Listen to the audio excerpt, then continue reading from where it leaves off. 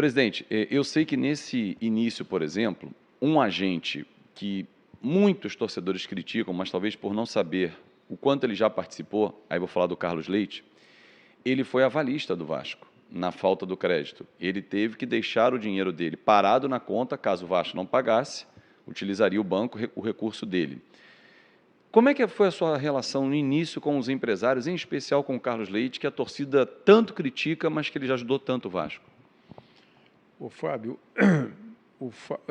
eu só posso, eu não tenho nenhuma crítica para fazer ao Carlos, pelo contrário.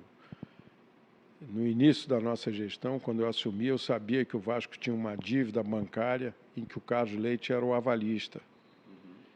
E aí ele conversou comigo sobre essa dívida, queria muito que o Vasco pagasse, o Vasco estava atrasado, e por conta disso ele era obrigado a aportar garantias acima do que ele imaginava, etc. E sempre me cobrando uma solução para isso, com toda a razão. Ele socorreu o Vasco num momento de dificuldade, queria receber o dinheiro de volta e o Vasco não pagava os empréstimos, né? Aí eu conversei com ele muitas vezes e tal, acabei entrando junto com ele, solidário no empréstimo, isso distensionou muito a relação, porque se o empréstimo não fosse pago, o risco não era só dele, o risco aí já estava dividido, era meu e dele, então isso aí melhorou muito a relação, e o Carlos tem sido um parceiro importante para o Vasco. É óbvio que sempre fica comentário daqui e dali, que ele está se aproveitando. Ele é um profissional. Ele se relaciona com jogadores não só do Vasco, aí, de vários times. E pelo que eu ouço falar, ele é um empresário com uma ótima reputação. Presidente, queria falar sobre o Cano, o senhor falou ainda há pouco sobre ele, porque o torcedor pensa assim, o Vasco não fez esforço para ficar com o Cano. Podia ter ficado, olha o que o Cano está fazendo, foi goleador do Campeonato Brasileiro.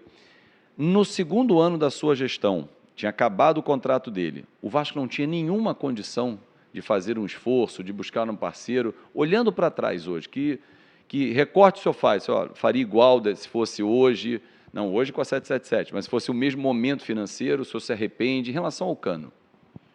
Ô, Fábio, o seguinte, muito simples, não dava para ficar com o Cano em hipótese alguma. O salário do Cano, para vocês terem uma ideia, era alguma coisa aí ao redor de, sei lá, 500 mil, 600 mil. O maior salário do time que disputou a Série B era 120, 130 mil. Eu não tinha recurso, não era não querer ficar com o Cano porque ele perdeu o pênalti. Não tem nada disso. A gente gostaria de ficar com o Cano, mas não tínhamos fundos, não tínhamos recursos para bancar o Cano. A decisão dele sair foi só essa. Além do mais, ele recebe uma proposta do Fluminense. Então, a nossa decisão era que ele tinha que sair. Agora vamos pensar pelo lado do Cano. O Cano com uma proposta para renovar com o Vasco, uma proposta para renovar com o Fluminense, na primeira divisão. Então, tirem as suas conclusões, mas a gente lamenta, né? Infelizmente, você pode ter o jogador que você pode pagar. Minha vida inteira, eu sempre pautei por aí, com responsabilidade. Eu nunca peguei um empréstimo em banco. Por que eu nunca peguei um empréstimo em banco? Porque eu nunca gastei mais do que eu podia gastar. Eu não podia gastar com o Cano 500 mil reais por mês. Simples assim. Não tinha recurso para fazer isso. Falando em recurso, presidente, na sua gestão, vários treinadores passaram por aqui, como em outras também. Mas me chamava a atenção, toda vez que acontecia uma demissão e vinha um assunto à tona. Bom, o Vasco não tem multa rescisória a pagar ao treinador.